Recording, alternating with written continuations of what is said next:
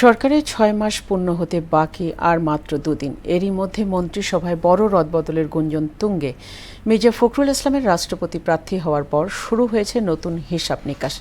রাষ্ট্রপতির শপথের পরে কয়েকটি মন্ত্রণালয়ে আসতে পারে নতুন মুখ। শুধু সরকারের নয়, বিএনপির দলীয় কাঠামোতেও আসছে বড় পরিবর্তন। নাজমুল ইসলামের প্রতিবেদনে।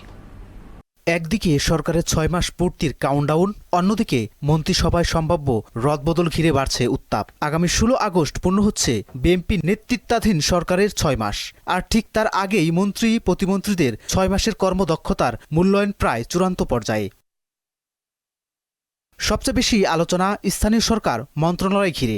দলের মহাসচিব মির্জা ফখরুল ইসলাম আলমগীর রাষ্ট্রপতি প্রার্থী হয় তার মন্ত্রণালয়ে নতুন মুখ আসা প্রায় নিশ্চিত, এমনটাই বলছে সংশ্লিষ্ট সূত্র। গুঞ্জন রয়েছে স্বরাষ্ট্রমন্ত্রী সালাউদ্দিন আহমদকে দেয়া হতে পারে স্থানীয় সরকার মন্ত্রণালয়ের দায়িত্ব, আর স্বরাষ্ট্র মন্ত্রণালয়ে দায়িত্ব পেতে পারেন পানি সম্পদ মন্ত্রী শহীদুদ্দিন চৌধুরী অ্যানি।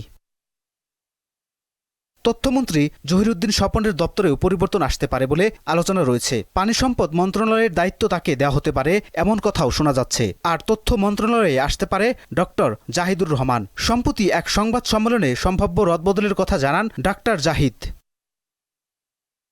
স্বাস্থ্য ও শিক্ষা মন্ত্রণালয়েও পরিবর্তন সম্ভাবনা নিয়ে আলোচনা রয়েছে। স্বাস্থ্যমন্ত্রী সরদার মোহাম্মদ সাখাওয়াত হোসেন বকুল এবং শিক্ষামন্ত্রী ডক্টর আ.ন.ম এহসানুল হক মিলনের দায়িত্ব পুনর্বণ্টন কিংবা পরিবর্তনের কথাও রয়েছে আলোচনায়। এর পাশাপাশি স্থায়ী কমিটির সদস্য ডক্টর খন্দকার মুশাররফ হোসেন, ডক্টর আব্দুল মঈন খান, গয়েশ্বরচন্দ্র রায় ও সেলিমা রহমানের নামও সম্ভাব্য নতুন দায়িত্বের তালিকায় রয়েছে বলে সূত্রের দাবি। দলের যুগ্ম মহাসচিব হাবিবুন নবী খান সুহেল গুরুত্বপূর্ণ মন্ত্রণালয়ের দায়িত্ব পেতে পারেন এমন আলোচনাও রয়েছে। টেকনোক্যাট কোটায় মন্ত্রিসভায় আসতে পারে কয়েকজন নতুন মুখ।